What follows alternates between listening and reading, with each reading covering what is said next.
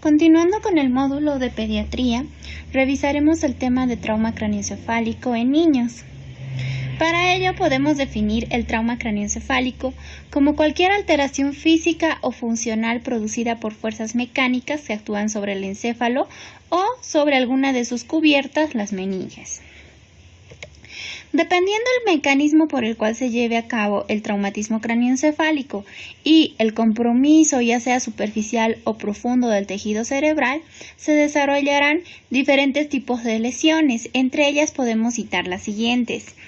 El hematoma extradural, que es una colección de sangre entre la bóveda craneana y la dura madre, cuyo cuadro clásico se caracteriza por un intervalo lúcido seguido de signos localizados de hipertensión intracraneal que van apareciendo según la velocidad de formación del hematoma. El hematoma subdural está formado por rupturas de las venas que proviene de la corteza hacia los senos durales, encontrándose en el síndrome de shaking baby o bebé sacudido. Es un cuadro agudo cuando ocurre hasta 3 días después del trauma. Por otro lado, la contusión es una lesión necrohemorrágica del parénquima secundaria al choque del encéfalo contra estructuras óseas. El hematoma intraparenquimatoso se origina de la ruptura focal del tejido cerebral y vasos que evoluciona a partir de la contusión. La hemorragia intraventricular, por otro lado, causará obstrucción del drenaje del líquido cefalorraquídeo. La hemorragia subaracnoidea se debe a lesión de los vasos subaracnoideos producidos por una irritación meningia con cefalea, rigidez de nuca, náuseas, vómitos y fiebre. La concusión es la pérdida transitoria de la conciencia post-trauma. Y finalmente, como otra lesión, tenemos la lesión axonal difusa, que es la ruptura de pequeñas vías axonales secundarias a mecanismos de aceleración y desaceleración y o rotación. Respecto a la epidemiología, el grupo de edad más atendido por trauma craneoencefálico son los menores de 2 años, cuya incidencia oscila entre 75 y 125 casos por cada 100.000 niños al año. Se dice que del 100% de los niños politraumatizados, el 75% van a presentar trauma craneoencefálico, de los cuales del 7 al 10% son traumas graves, con una mortalidad del 17 al 33% en el trauma craneoencefálico grave. Por otro lado, el 39% de estos niños que tienen TEC grave tienen compromiso de otros sistemas. Existen ciertas características propias del niño que lo predispone a los traumatismos. Entre ellos podemos dividirlo entre las características anatómicas, fisiológicas y psicológicas. Respecto a las anatómicas, el menor tamaño corporal, donde existe una amplia distribución de energía que va a favorecer al politraumatismo. El mayor tamaño proporcional de la cabeza en niños pequeños es por lo cual es frecuente el trauma craneoencefálico. Respecto a las características fisiológicas, la mayor superficie corporal favorece la pérdida de calor por evaporación, lo que aumenta el requerimiento de líquidos, por lo cual está indicado utilizar soluciones de acuerdo a lo establecido por la fórmula de Holliday-Segar. Los requerimientos calóricos también son mayores en el niño y básicamente como datos de hipovolemia debemos basarnos en la taquicardia y la mala perfusión. Las características psicológicas son que puede aparecer comportamientos regresivos frente al estrés y al dolor. Cuando existe una lesión intracraneal, si esta lesión es grave, existe un gran porcentaje de que pueda desarrollarse la muerte o, en caso contrario, presentar importantes secuelas neurológicas. Habíamos mencionado ciertas características que tienen los niños que los vuelven más susceptibles al desarrollo de traumatismos. Entre ellas habíamos citado la superficie craneal, que es mayor. Podemos citar también que la musculatura cervical es débil. Existe un plano óseo fino y deformable con mayor contenido de agua y menor contenido de mielina. En todo trauma craneoencefálico se van a desarrollar tanto la lesión primaria como la lesión secundaria. En el manejo neurointensivo nosotros vamos a actuar para prevenir lo que es la lesión secundaria. Se entiende como lesión primaria al daño mecánico al producirse la lesión, que suele ser de gran magnitud en el trauma craneoencefálico grave. Por otro lado, la lesión secundaria corresponde a alteraciones después del episodio inicial, donde puede haber hipoxia, isquemia y la hipertensión endocraniana. Y la lesión terciaria está relacionada con alteraciones por estrés oxidativo, donde existe liberación de aminoácidos excitadores, entre ellos el glutamato, que también va a promover el traumatismo craneoencefálico, mayor inflamación y liberación de neurotransmisores. Se dice que dependiendo la gravedad del traumatismo vamos a poder determinar el pronóstico de este cuadro. Ahora bien, cuando vayamos a evaluar un niño que ingresa por un traumatismo craneoencefálico, es muy importante que dediquemos tiempo a la anamnesis. ¿Qué debemos preguntar en estos casos? En primer lugar, la hora del traumatismo y el lugar. Segundo, el mecanismo por el cual se produjo el traumatismo craneoencefálico, si hubo pérdida de conciencia, si esta fue menor o mayor a 1 minuto, las enfermedades patológicas del niño. Será importante saber pues si es un niño con hemofilia para ver los riesgos que pueda tener o alguna otra patología de base. Y también es importante los síntomas que desarrollan en el momento del trauma o postrauma, como ser vómitos, deterioro neurológico y la presencia de convulsiones. Ahora bien, una vez hecha la anamnesis, si es que el niño se lo ve relativamente estable, es decir, que de acuerdo al PALS hay un adecuado color, está consciente el niño y respira adecuadamente, podremos hacer la evaluación por sistemas, ya sea la vía aérea, que corresponde a la letra A, la ventilación, letra B, C, que es circulación, D, el déficit neurológico. Entonces empezaremos con la vía aérea permeable, veremos si el niño está consciente o inconsciente, si mantiene la vía aérea permeable o no. Si es que no la mantuviera permeable, pues podemos basarnos en ciertas estrategias, como son la maniobra de elevación del mentón y extensión de la cabeza. Si sospechamos de que puede haber una lesión medular, pues haremos tracción mandibular. Si el niño está inconsciente, podremos colocar inclusive una cánula orofaringea. Una vez que ya logramos permeabilizar la vía aérea, nos pasaremos a la ventilación. No nos olvidemos que todo traumatismo craneoencefálico grave es indicación absoluta la intubación, ¿no? Entonces, una vez asegurada la vía aérea, vamos a pasar a la ventilación. Si es que el niño mantiene la vía aérea permeable, le administraremos oxígeno por mascarilla reservorio para mantener saturaciones por encima del 95%. Auscultaremos que no haya sobreagregados, o se descartará también sospecha de alguna lesión que haya podido producir neumotórax. Entonces es muy importante la auscultación pulmonar.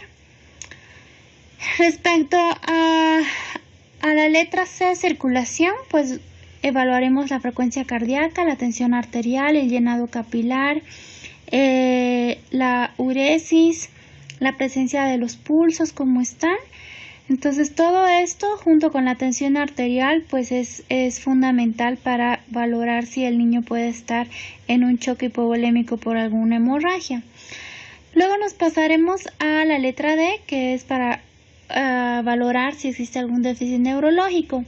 Entre ellos es muy importante valorar la escala de Glasgow, porque esta nos va a permitir clasificar el traumatismo craneoencefálico de acuerdo a su gravedad, si es leve, moderado o grave. Es leve cuando el Glasgow se encuentra entre 13, 14, 15, moderado de 9 a 12 y grave menor o igual a 8.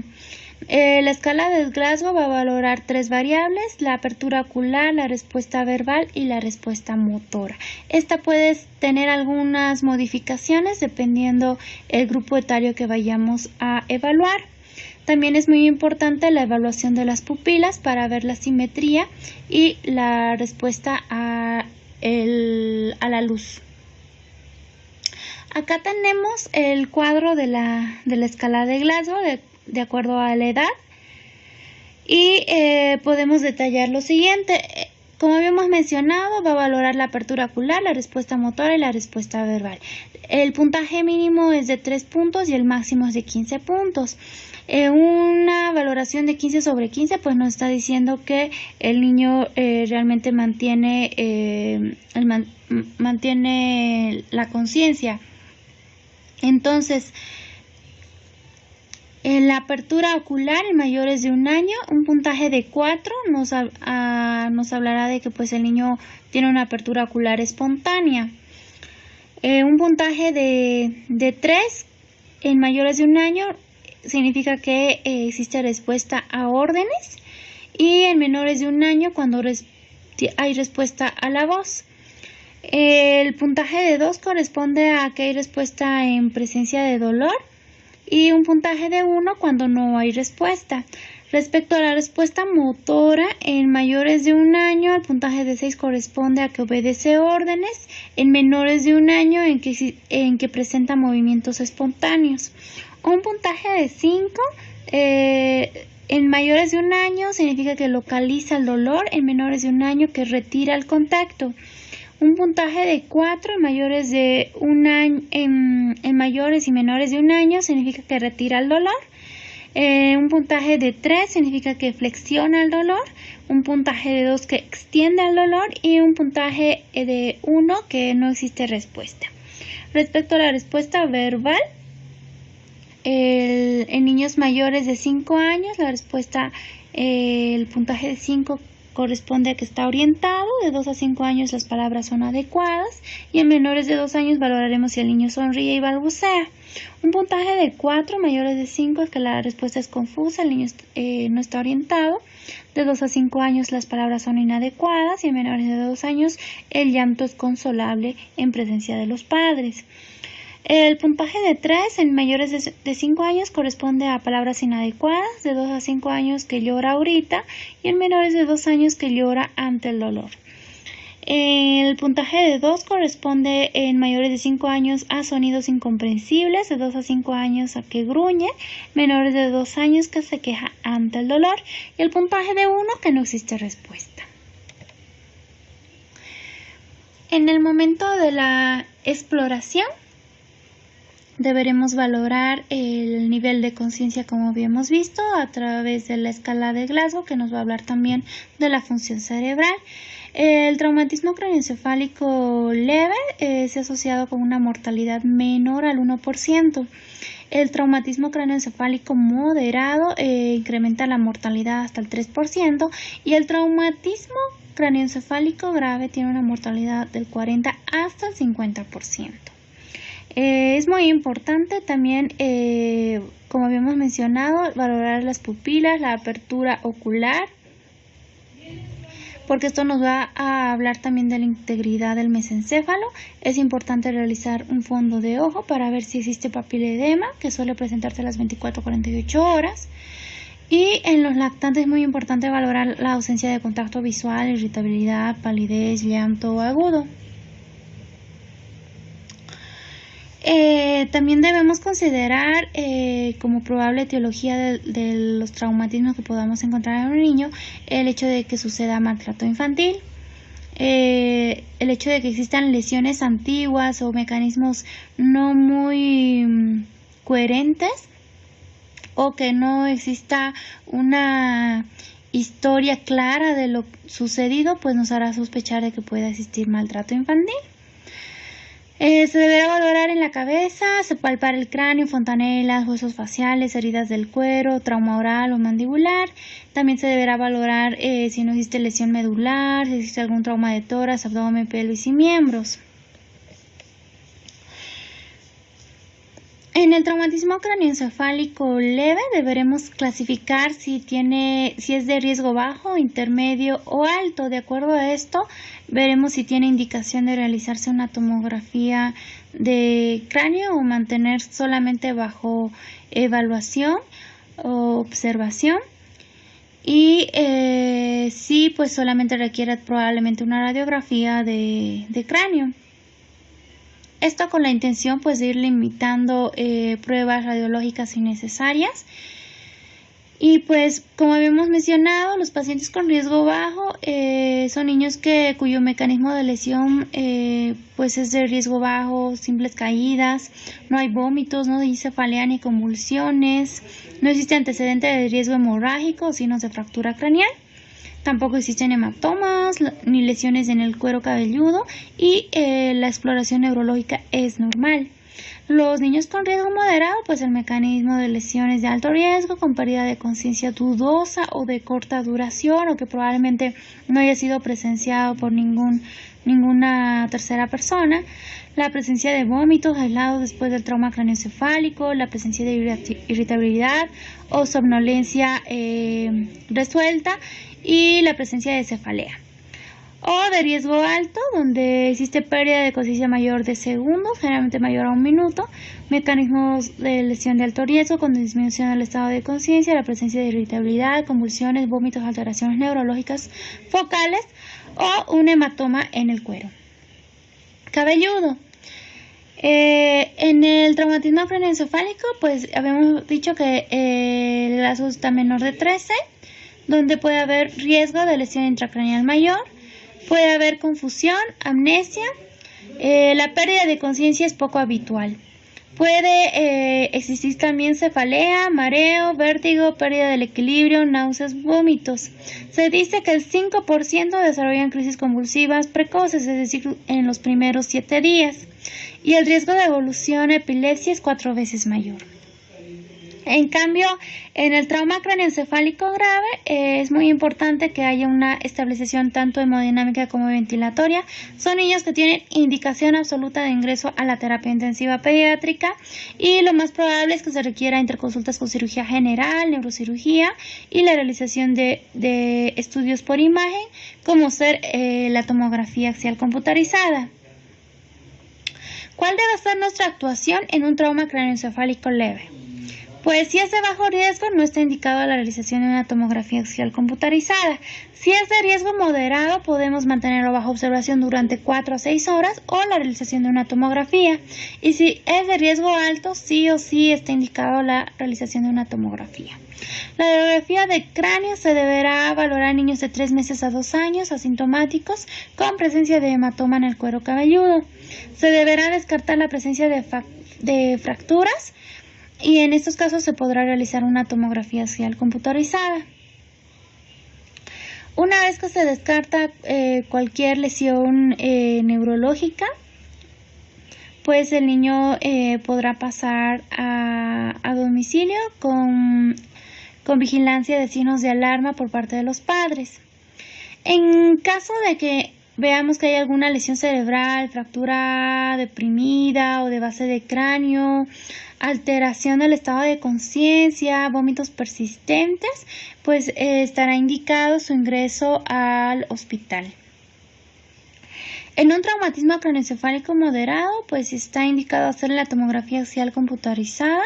Se deberá valorar si existe alguna alteración en la exploración neurológica.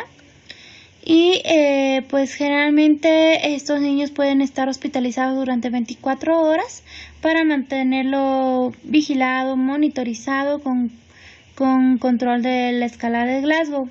Se dice que de estos niños solo el 1% tiene alguna indicación quirúrgica.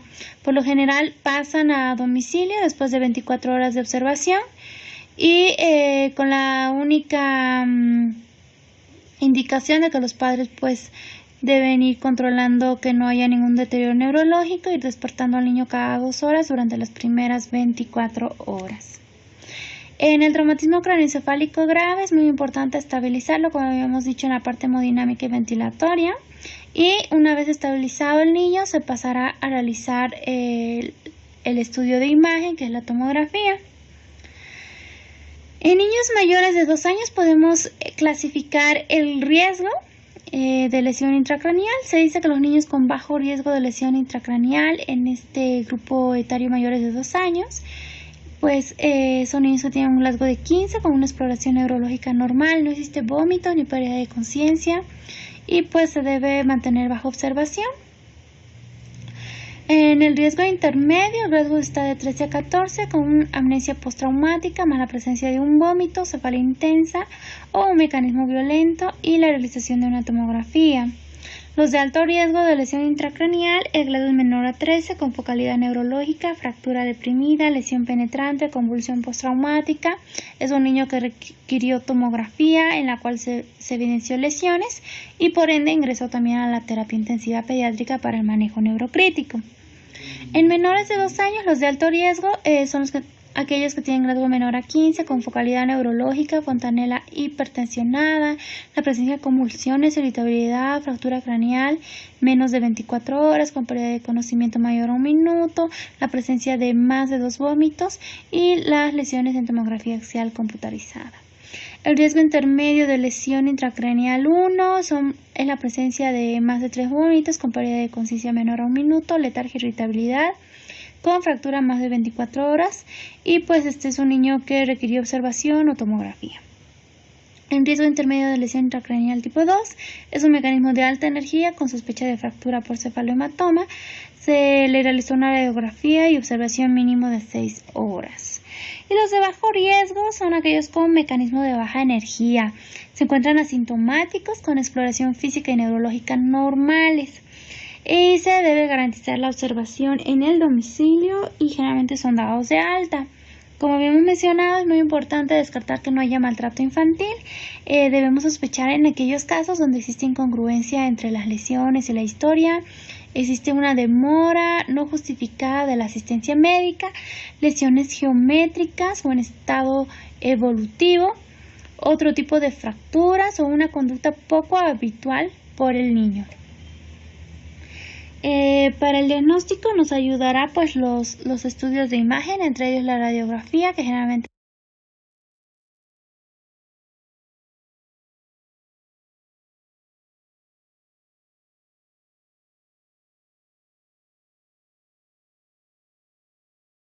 se lo hace en niños con fracturas. Se debe considerar también que puede existir lesión intracraneal sin la presencia de fractura. Y la mayoría de las fracturas craneales también no se asocian a un daño cerebral subyacente.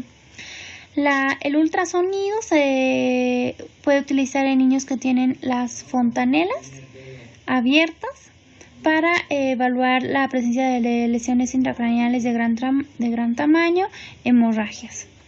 También se podrá optar por la resonancia magnética en aquellos niños donde sospechamos de lesión medular. También son útiles cuando existe una lesión axonal difusa. Esta es la clasificación de las lesiones por trauma craneoencefálico de acuerdo a la tomografía axial computarizada. Es la clasificación conocida por Marshall, donde la lesión difusa tipo 1 por lo general corresponde a una lesión que se presenta con una frecuencia de 2.1% y la tomografía es normal, generalmente tiene una buena evolución. La lesión difusa tipo 2 corresponde al 27.2% de las lesiones. Existen pequeñas lesiones con línea media centrada y cisternas visibles. Y la hipertensión intracraniana suele presentarse en un 28.6%. Pues se dice que por lo general existe buena respuesta al manejo neurocrítico.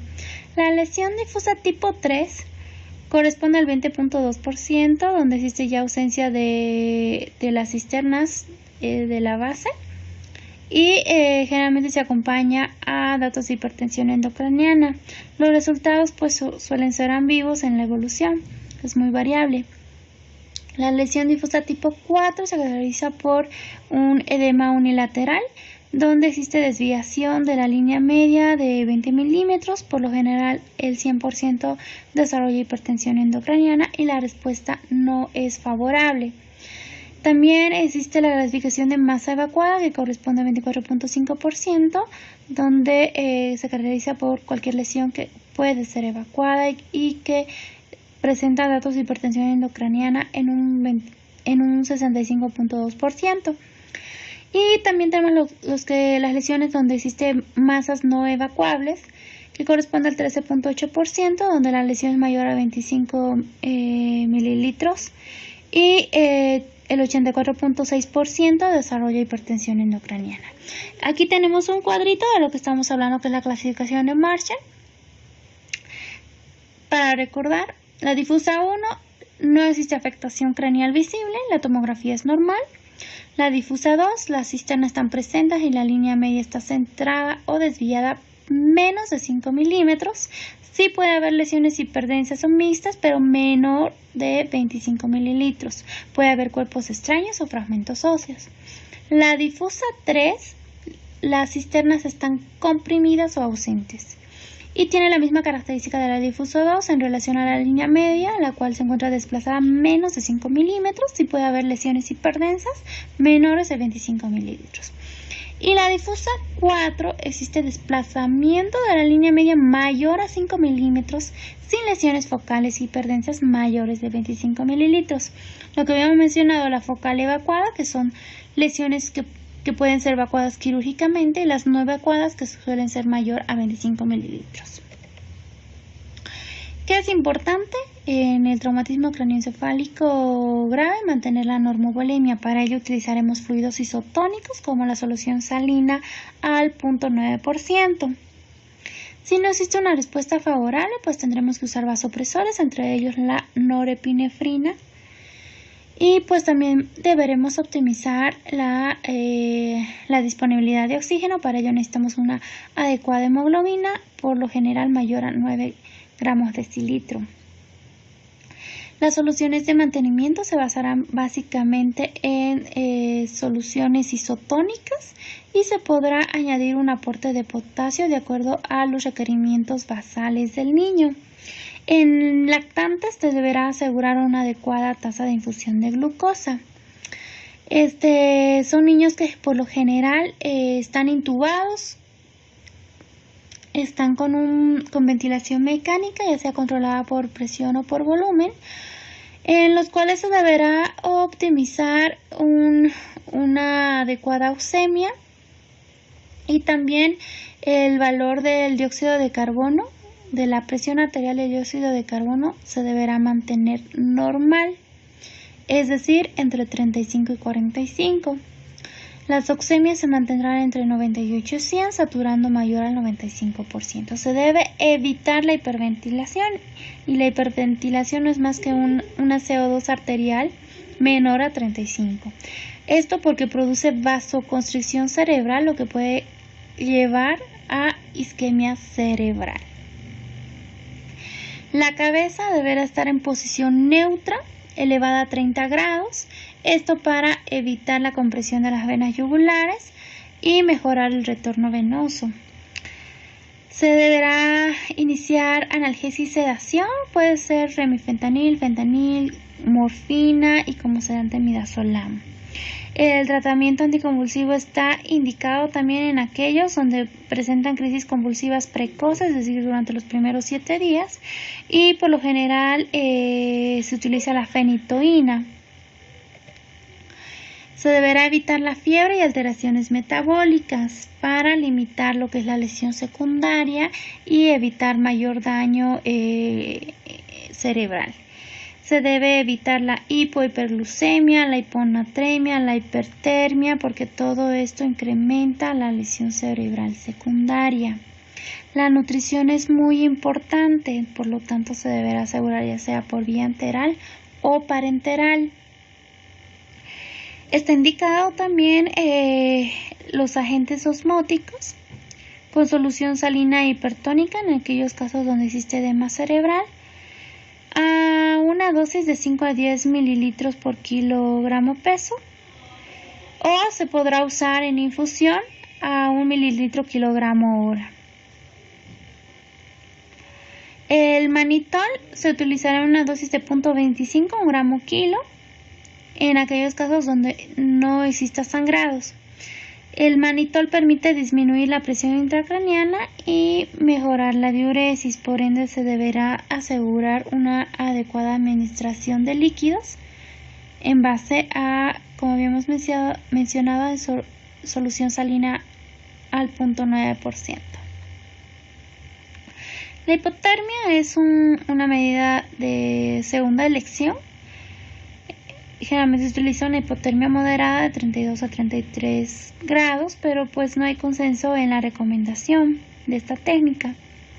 La hiperventilación intensa se realizará en aquellos casos donde se sospeche de una herniación y pues siempre se deberá monitorizar la saturación de oxígeno en el golfo de la yugular.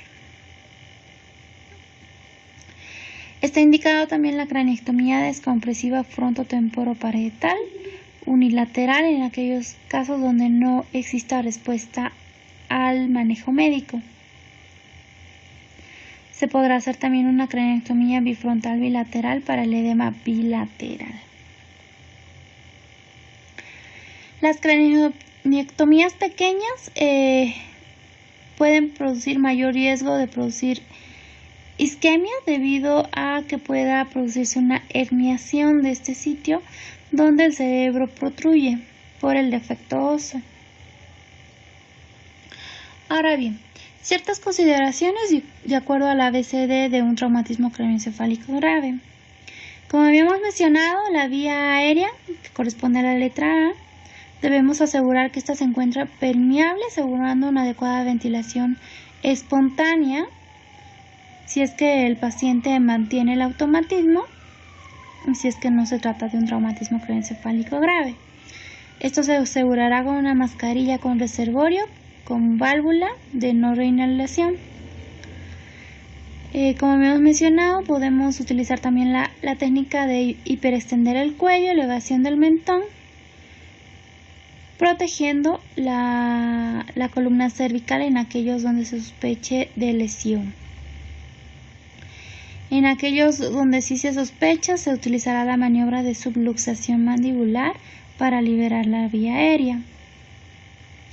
Y pues como hemos mencionado, todo niño con traumatismo craneoencefálico grave está indicado la intubación por medio de la técnica de secuencia rápida. Entonces es muy importante que en el momento de que se vaya a hacer la evaluación descartemos si el niño tiene datos de hipertensión endocraniana, si existe hipertensión arterial. Si existe hipertensión arterial podemos usar como sedante el tiopental, pero si por ejemplo está hipotenso, primero debemos basarnos en la reanimación hídrica, considerar el estado de choque y administrar cristaloides a 20 mililitros kilogramo. Si el paciente ya se encuentra normotenso, pues continuaremos asegurando la vía aérea. Para ello utilizaremos como sedante el midazolam, podemos utilizar asociado a lidocaína y el tiopental. La técnica que vayamos a usar en el manejo de la ventilación pues tiene que ser aquella modalidad en la cual pues el que vaya a manejar tenga mayor experiencia, por ende puede ser una ventilación controlada por presión o por volumen. La presión debe ser lo suficiente para mover el tórax adecuadamente. Por lo general los valores iniciales oscilan entre una presión inspiratoria de 15 a 20 centímetros de agua. El PEP se encontrará entre 3 a 5 y pues es muy importante la monitorización de la presión intracraneal en aquellos pacientes donde sospechemos de alguna lesión pulmonar o que vaya a desarrollar un síndrome de distrés respiratorio agudo con requerimiento de PEPs mayor a 8 centímetros de agua.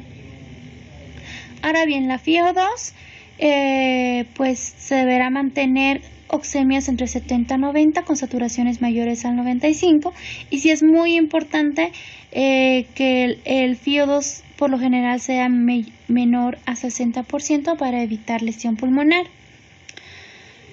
Se deberá proceder a revisar la frecuencia cardíaca, el ritmo cardíaco, todo lo que corresponde al monitoreo. Checar la presión arterial al menos 2 veces en forma no invasiva hasta lograr realizar o colocar, mejor dicho, una línea arterial invasiva. Se deberá valorar la perfusión capilar, tomar gasometrías de control donde se valorará el estado ácido-base, el lactato, el hematocrito y los electrolitos. Se deberá canalizar al menos 2 vías periféricas hasta obtener un catéter venoso central. Se deberá colocar con mucha precaución la sonda urinaria, principalmente en aquellos niños donde se sospeche de lesión de pelvis, por sospecha de lesión de uretra y evitar así falsas vías. Será muy importante realizar un balance hídrico adecuado y un control de la uresis por hora. También es importante que si el niño tiene datos de hipovolemia y no se logra obtener una vía periférica en un tiempo de 2 minutos, se deberá realizar el procedimiento de osteoclisis, ya que es un procedimiento rápido, seguro y con pocas complicaciones. Por tanto, en relación al monitoreo, lo que se va a evaluar es la frecuencia cardíaca, la respiratoria, la presión arterial sistólica, diastólica y media, la presión venosa central, que nos orientará un poco en la presión perfusión del cerebro, la oximetría continua, la capnometría, la uresis, el tamaño pupilar y la respuesta al estímulo de la luz. Y en aquellos casos graves se valorará la medición de la presión intracraneana por medio de un catéter. Es muy importante la toma de PVC si es que no tenemos un monitoreo de la presión intracraneana, ya que este valor restándole a la presión arterial media nos hablará de la presión de perfusión cerebral aproximada, y debemos recordar que en niños la presión de perfusión cerebral, principalmente en menores de 2 años, en los lactantes, deberá mantenerse alrededor de 50 y en niños más grandes por encima de 60. Se deberá calcular líquidos isotónicos, usualmente, como habíamos mencionado, la solución salina al 0.9%, calculada en niños mayores de 10 años por 1500 metros cuadrados. Y pues en otra opción en niños, por ejemplo, mayores de 30 kilos, podremos optar por la fórmula de Holiday-Segar. Se deberá cuantificar la uresis horaria, el llenado capilar y el estado ácido-base con gasometría y lactato. Valorar el tamaño pupilar, ya que nos hablará de si existe algún dato de herniación cerebral. Y veremos también la respuesta a estímulos dolorosos. Deberemos valorar la presencia de extensión o flexión anormal, que nos hablará de descerebración o de corticación respectivamente. Los cambios pupilares generalmente son tardíos a la presencia de hipertensión intracraniana, por lo que no debe de esperarse para ofrecer manejo. Todo paciente con traumatismo craneoencefálico grave y que no cuente con sensor de presión intracraneal, será preferible asegurar la vía aérea por medio de la intubación, iniciar todo el manejo neurointensivo que habíamos mencionado y posteriormente determinar la necesidad de días de ventilación y otro tipo de medidas terapéuticas. Es muy importante la valoración de las pupilas porque este nos habla del deterioro rostrocaudal y está asociado al tipo de lesión que podamos encontrar en lo que respecta al sistema nervioso central. Por ejemplo, pupilas mióticas nos hablará de que pueda existir lesión a nivel del diencéfalo. Las pupilas intermedias o fijas nos hablará de que existe lesión a nivel del mesencéfalo. Las pupilas mióticas que no responden a la luz, que se encuentran fijas, nos hablará de una lesión pontina, y las midriáticas y que no responden a la luz nos hablará de una lesión a nivel vulvar. En todo niño con traumatismo craneoencefálico grave se deberá sospechar de lesión medular. Por tanto, se deberá colocar un collarín para evitar movimientos y mayor daño. En niños con traumatismo craneoencefálico grave, es posible que no existan evidencias en las radiografías de lesión cervical, pero esto no significa que no exista lesión medular. Este síndrome es conocido como síndrome de Sibora. Las lesiones más frecuentes en mecanismos axiales de trauma están a nivel de C1 y C3, por lo que la tomografía deberá cubrir estas 3 vértebras.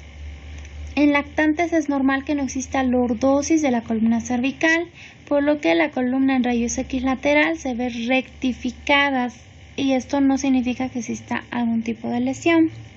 Habíamos mencionado que la nutrición es muy importante y deberá cubrir la tasa metabólica basal. Si el niño tiene ayuno más de 5 días, está indicado la nutrición parenteral. Respecto a lo infeccioso, realmente no está justificado el uso de antibióticos en el trauma craneoencefálico grave abierto. Sí se puede utilizar profilaxis si es que va a ser intervenido quirúrgicamente. Eso es todo. Gracias.